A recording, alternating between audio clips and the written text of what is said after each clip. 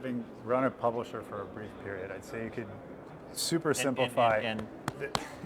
There's three arms. There's development, there's marketing, and there's publishing, the packaging. Yeah. The packaging is going to become meaningless in the long run. So I think that era is kind of behind us and is moving further away. So the question is, which was the strongest safety leg of the business well, for 2 it decades. was the value, and it was in many ways publishers were run by the packaging Get distribution and distribution arms more than they were development or marketing for a long time. I think there's still a value in the marketing groups and in understanding marketing as games get bigger, as you have to fight to get your product noticed in a store, as games get larger and the budgets get larger, they have to get themselves out in front of a certain number of people so that they get an installed base large enough when they launch to deal with the multiplayer. And there are reasons for the marketing. And as games get more expensive, developers want a publisher to help them fund it. Right. So there will be a reason for publishers to be around. They simply will have to jettison the actual physical boxing crap, because that's dead. That's So long-term. the That's question dead. though, economic sweet spot where it makes sense to bring up a partner on for a lot of these Absolutely. I developers, can tell you at Naughty Dog, we funded our own products until we hit about $4 million. Right. And we were very successful. After $4 million, you start to get the shakes. And- You're putting a lot of your own money at risk. in your question, you mentioned Riot, you mentioned Supercell. I think that if you think about the other publishers, so not the big public company guys, they're all largely one success. So Rovio, Angry Birds, and I know there's like 16 Angry Birds, and Supercell, I know they have 2 games, but Clash of Clans is a big one. Gung Ho, Puzzles and Dragons, Riot, League of Legends. It's not like any of these guys have a bunch of different franchises, and so I wouldn't call them publishers. No, but he did. Abstracted. He did. We're talking He about did. publishers in the abstracted development. He And did. grow into So I think I it's an think interesting to watch. What about Facebook's publishing operation? What about I think other the companies like definition that of- who are thinking about publishing? we're going in the same place. I think the definition of publisher is somebody who can put together a portfolio, who then has the synergy of a big marketing organization that can market it, Move people who between can games. who can raise capital because everybody's got different kind of views about what's going to work and not work. So if you have a portfolio, it's safer for the investor, raise and they cheaper can capital. fund and then can take the flyer on this more than $4 million project that Jason can't mortgage his house and risk being on the street if it fails. And so, I think that. So I think they're going to always have a You place. can I scrape really together do. Angry Birds money. Once you get to Right. the point where you're raising $8 million, the people you raise that money from will look at you and say, too big a risk for me to put all of my investment in one space. So I want to take the money I would give you and give it to an organization that's going to do 30 games like you're doing, and I'm going to amortize my risk across Roll the all dice. of those 30 games, and if any of them hit, I'll do better than I would have So advertised, that's you know. what a publisher is, and I think the reason And there's a need for that and the long-term. reason Midway went away and Acclaim went away and 3DO went away is that they didn't put together a large enough portfolio to support the organization that they built. And THQ was right on the edge of making it back again, but didn't. But we now have in the West four real publishers. You got Ubi, Take-Two. THQ could have been They were a right large there. publisher. They made 2 or 3 massive, colossal mistakes in a row, and that'll wipe a publisher out. I mean, UDraw, clearly one of them, spending millions and millions of dollars on an MMO that never came out. If either one of those 2 things hadn't happened, They'd still be gone. I'd be running THQ, and Right. THQ would have a chance to be a Agreed. relatively large publisher. But they made all of those mistakes and more Right. on top of each other, and that destroyed the organization. So I think that we will always need that type of know-how, that type of expertise. I think that these as we talk about the continuum of all the developers, the guys making mobile games for 120,000, as they migrate toward that 4 million and higher budget, they're going to need access to capital. They're going to need access to marketing because they're not going to drive around with a baggie with a floppy in it. And so I think they're going to be here. Access to an organization of people with a level of abstraction you can't get in your business is a very, very valuable thing, Having somebody around who's thinking about the abstracted problem of getting your game out and where it's going in the marketplace is something that, again, it's a huge distraction to a developer. And there's a great value in being able to be siloed as a developer. If you know you have support behind you, if you know there are people thinking about where you fit in the marketplace, and who your customer is, and how the advertising is going to work, then all you think about is making your game awesome.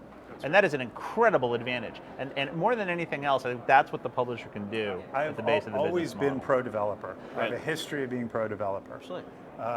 go back and look, there was never a time where I've complained about Sony. The support that Naughty Dog gets from Sony is a big part of the secret for why Naughty Dog is such great games. successful Yep. time and again, because they don't have to worry about the capital. Yep. They don't have to worry about all of the nonsense that has nothing to do with making games, like payroll and this. I mean, you'd be shocked how much of running a business, running a Gets game in the way business of- isn't making games. They don't have to worry about any of that. They can focus on the games, and Sony has been, since I was there, since we started working, an absolutely incredible partner in making those titles. So publishers are good for developers in the right circumstances. All right, well, it's been a great time chatting with all you guys. Before we go, though, so we're wrapping up sort of the new consoles here in this segment. Pachter, what are you thinking prediction-wise? Sony, Microsoft, how's it going to turn out? Next few months, I think they both sell out. I think that if either of them gathers dust on the shelf, it'll be the Xbox One because of the price point. Next year, I'd say Sony outsells Microsoft by 25%. So probably 12 million to 9 million or something like that. And I think Sony keeps the lead until Microsoft cuts the price or explains to us why that Kinect is actually worth an extra $100. So long term, when we roll the tape back 7 years from now, what do you think is going to happen? I think Microsoft, in a year or two, Microsoft will cut price. They'll be priced the same. They'll sell neck and neck. Sony gets an early lead. Microsoft claws its way back. I think the value in the consoles is going to be in the software and it's going to be in the services like Xbox Live, like PlayStation Network. And I think those are in early days of the service offerings. I think they're going to get better and better and better, and people are going to really like them. But I'd say pretty close. I think they'll probably be about where they came out this cycle, probably pretty even. And both bigger than last cycle because the Wii U is going to sell 20% as many units as the Wii. So, I mean, there's a lot of market share to capture, even though a lot of people aren't buying another console. Ruben? I went and looked at this morning. I watched, saw the Hot Pockets ad. So buy Hot Pockets keeps him in the money, apparently. It was like 10 Hot Pockets ads as I watched the previous game trailer. I feel like I need a Hot Pocket for some reason. I picked PlayStation 1. I said this 2006, and I picked PlayStation 1, I picked PlayStation 2. I was, of the three of us there, the most positive on Xbox in the last generation, although at the end of the day, I succumbed to his wit and arguments and said probably Sony would win in the long run. That didn't happen. Microsoft won this time.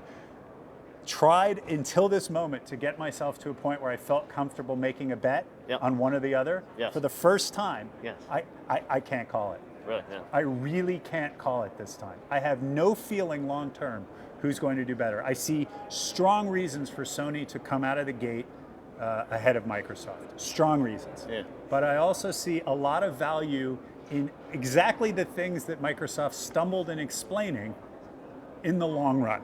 Yep. And the question is, will Sony get ahead far enough, and will Microsoft stumble far enough that no one ever cares, right? That there's no reason to buy it even though it has some long-term strengths. I can't make a call. Could they both do I worse? don't want to come on this show and be the guy that can't make a call, but I can't make a call. But they will do, for the next few years, extremely well, again, because Nintendo has stumbled. So Nintendo's irrelevant as a hardware manufacturer in the console business, right? You'll get a few tweets about that one. All right. Seamus. Their own numbers. Their own numbers. Look at the financials. You see, just read their annual report. Damn it. More Wii's than we use. I mean, it's... Hey, man, I still play Wii Sports. That's an excellent game. And again, It was. before the That's a hate mail blast. comes in, Yes. I will say that whichever camera is on right now, a worldwide treasure, Nintendo. There is no developer. As a developer, I can say there is no developer that will ever be Miyamoto. It is a crime that we do not play those games on the systems that we have No, that's as a community. It's a horrible. It's tragic, actually, that Nintendo hasn't assumed their position, in the constellation of entertainment giants, because they're every bit of Disney, and it's strange. It's strange. So, I think a lot like Jason, I have a hard time, thinking about the problem in terms of, will Microsoft or Sony eventually prevail? I think that I think the real thing that's going to happen is that the marketplace and the business is evolving rapidly. And as brands that are representative of a business model and a specific marketplace, those guys are going to find success or failure. So I think maybe in 7 years it's going to be the case that we're talking about the Microsoft service and the Sony service and its associated cluster of hardware. Sure. Okay, and then other stuff, Apple, maybe it's Amazon, who knows? Valve. Right, Valve. And the conversation we're going to be having is going to be really different. And it may not even be possible for us to think anymore about whether or not one of those hardware platforms was successful, because it seems like this is the generation where it's going to kind of transcend that and become something more, but also something less. It just becomes a relationship that I have as a gamer with somebody who can sell me games. And I'm going to do business with whichever one of those entities is selling me the games that I want to play. And I think that it becomes, in the next 5 years, really a ubiquitous business pressure on all of these guys to make sure that if they have a piece of content that's popular, it's going to play on whatever device the consumer has.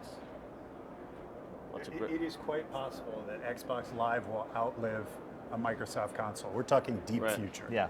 And that PSN will outlive any hardware specifically designed to go on your set-top box, and will be relevant in gaming for decades. And the center of the world that you play games will be these software infrastructures.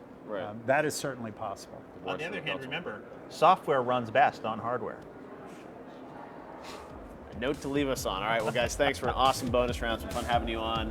We will see you guys next week for an all-new bonus round right here on GT.